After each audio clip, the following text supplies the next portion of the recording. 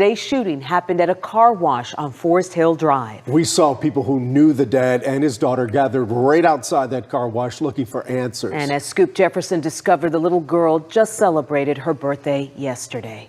Somebody had already reported it and they were on their way. Becky Johnson is one of several people living near Slappy's car wash in Forest Hill who called 911 Monday morning describing gunfire. And I heard 6, 1, 2, 3, pop, pop, pop, pop. 2 seconds later, I heard another 6, 1, 2, 3, in class. The same gunfire woke up Pamela Barrett, who learned more about the shooting from her son's telephone call. I said, Mom, hey, I'm up here at the gym. I'll be at the gym for a while. I'm not going to come home because it was an active drive-by shooting. 2 people just got killed up here at Slappy's. When Forest Hill police arrived at the car wash, officers found 2 people shot dead. The victims have been identified by their family as Ronnie Smith and his daughter, who just turned 5 years old. Their aunt trying to understand why. He was a good kid, y'all. He was. He didn't bother nobody. He didn't. His aunt, Stella Houston, describes her nephew as a well-known Fort Worth rap artist named Lil Ronnie. Sources, someone opened fire on Smith. He was using the vacuum as his daughter waited inside the car. Forest Hill police are looking for the shooter, but haven't named any suspects. The shooting drew a large crowd of family, friends, and people who knew Lil Ronnie from the music scene. Forest Hill PD got help with crowd control from several surrounding police departments. As people living nearby pray they'll feel safe again. Praying for protection of our community here at Forest Hill. So let me be real. The reason I have it titled at least this video is because I meant exactly what it is that I've stated. Far too many times I've touched on the issue of these senseless murders that take place in black cities, in black communities. And seemingly everybody believes in the no snitching rule. And I said this before, it's the most stupidest rule known to man. It's whatever it is. Like, people want to be from the streets and whatnot. That's whatever laws that they want to abide by. That means nothing for average, everyday people. That's not about street life. You are clear-cut a civilian, like myself. You're not into anything. You're just out here doing your day-to-day. And then you have these reckless fools out here that lack emotional intelligence, that lacked any type of value when it deals with respecting another person, another life. And I know I'm going to probably have somebody tell me, oh, Seiji, you can't control what, other people's actions are. That's a crazy statement. I disagree with what happened. That's cool that you disagree. But this is the fact of how you control, right, somebody's actions. You actually raise your kids. You're actually there. This is something that I've preached about time and time again, that you be a parent. You're actually there for your kids. You sit down and you have dinners, you have lunches, you go to the parent-teacher meetings, you go to the father-daughter dances, you help them with science projects, you take them on vacations. You are actually there in their life. You're present. You're just not there as an individual, just in a sense giving money. You're there. That's realistically what kids need. And to a better extent of some people wanting to say, oh, this is why you need a 2-parent household, realistically you do. And I will always advocate for that 100%. But also within that, I'm not going to, in a sense, enable or allow certain excuses from lazy individuals that just don't want to parent. They want to be able to be victims consistently, and they want to shift the blame onto somebody else. Case in point, I came from a single parent household. I never did none of the foolishness that you were able to listen to in any of the news stories that I reported on. Never. I didn't go out there take nobody's life. I wasn't out there recklessly waving weapons and showing off narcotics. I wasn't driving recklessly. I wasn't breaking and entering. I don't have a record of prison and jail. The cops don't know this is not Cheers. Like I said, the cops should not be the place where everybody knows your name. I don't know why that's something that a lot of these young men and older men aspire to be. They want to be the hardest guys directly out here. They want to be out here, quote unquote, running the streets, when realistically, none of these streets are named after you. There's only so few black men out here that have actually done some type of actual community activism work out here where they actually have a street named after them. And buddy, that's not you. You're going to be a memory just like all of those that came directly before you, dead and gone. Nobody's going to remember you at all, because the moment in time that your friends are gone, the moment in time that your family is gone, nobody's going to care or understand or know what it is that you did in these streets, how it is that you were running it. And it's not going to be none of that. And y'all do all of this just to sit up there and take the lives of men that are actually present. Now, again, I'm not taking away any responsibility from this guy at all, because obviously he's a rapper. 9 times out of 10, the type of energy that people put directly into their music is the exact same energy that they're going to get directly in return. So again, 50% of this then goes directly to him, which also leads to the causation of, again, his daughter having her life taken because she was with him. So that's 50%. But in order to have the other 50, in order to have everything fully transpire and happen, somebody has to be the dummy and have to be willing to go out there and add the other 50% to make it a full circle. And here we are. Here we are. This is one of the saddest things. And that girl just celebrated her birthday, and you clowns decided to go out there and do this. That's crazy. And then you know what the streets is going to say?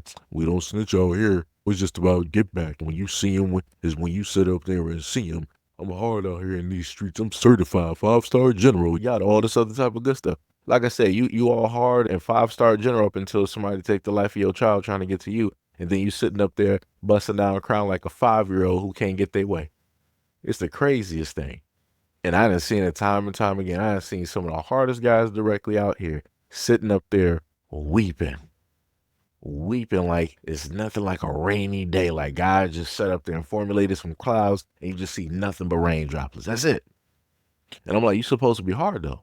You ain't supposed to be having no heart, even when it deals with your own family and kids. You ain't supposed to be having no heart. You ain't supposed to be having no feelings. So why you crying, brother? This is just a part of the game. This is a part of the streets. You know how it go. It's a lot of risk. It's a lot of reward directly out here. This is what you wanted. Like I said, it's the craziest thing to know that a lot of street dudes out here got kids.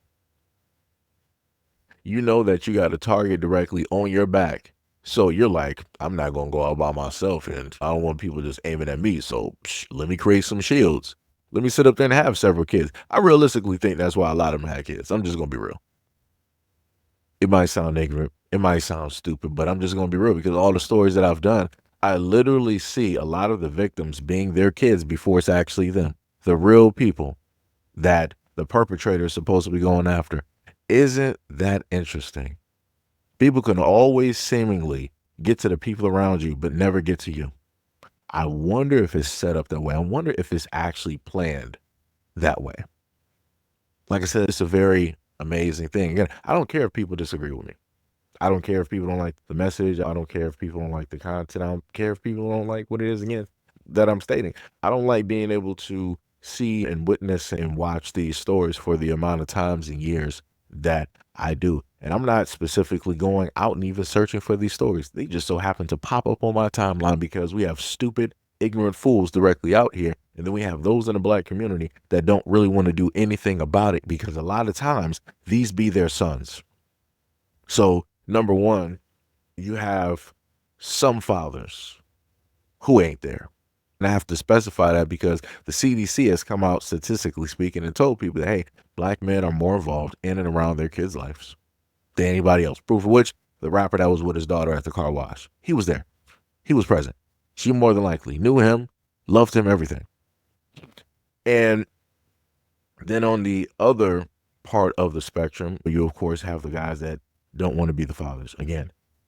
And then within that same spectrum, you have the mothers, you have the sisters, you have the aunts who enable this type of behavior because they shelter, they hide, they nurture guys like this, which is the craziest thing. Because you would think that these would be the guys that would be considered throwaways, right? The ones going out there ripping and running and robbing and stealing and killing and doing all of these things, right? You would think that they would consider those the throwaways and not the most perfect, not the best examples of what a son is supposed to be, what a man is supposed to be. But you would be wrong, because again, I covered a story just like that. I covered a story just like that, and my jaw literally hit the floor. And I learned and understood that being, in a sense, negative as a man, if you are a negative, if you are a detriment to society, you are, in a sense, worshipped by the women in the community. And then you're also idolized by other men directly out here. So it's a continuous, negative, perpetual, infinite, not even a circle, but just a thing that takes place because, again, others out there actually enable this type of behavior from both sides. Ain't nobody missing. Ain't nobody missing, because I know a lot of people like to sit up there and try to throw blame to one side or the other side. No, it's both men and women that are, or I'm sorry, that do play a large part in why this is acceptable, why it is deemed worthy, why it is a thing that we continuously see directly in rap music all day, every day. There's not a song that you can't turn on right now that's a part of rap where somebody is talking about the ops, talking about spraying up the streets, sliding for one another, doing all of this and that, waving all types of weapons that more than likely don't have the numbers on them. They got those scratched off. A lot of those can't even legally carry because they more than likely got warrants and all this other type of stuff directly out there, and they shouldn't actually be having guns at this moment in time, on top of a lot of other things. But this is what people want to advocate for. This is what that life is. Because a lot of people advocate and want this life, I'm a little bit confused on why it is that people cry on the news every single day whenever it is that somebody loses their life because of what it is that they worship. It's crazy. It's like sacrificing or giving your soul directly to the devil for all the goods and all the riches. You know exactly what it is that you did because you wanted something in return. And then when it's time for the devil to come and take your soul, now you want to sit up there and cry and say, oh no, you shouldn't take it. Let's make another deal. This is not what I really wanted. Can we just like renege, or can we do this? Can we? No, this is what you wanted. This is what you wanted. So again, for a lot of those out there in the Black community that worship this type of stuff, that love this type of thing where you draw in the energy, you call upon it. You would rather call upon this negative energy than trying to call upon anything to actually fix, rebuild, push forward, uplift, pedestalize good, great, awesome, honest, intelligent, knowledgeable, well-versed, well-educated people. You would rather put energy into all of that negativity than things that can actually progress Black people in general.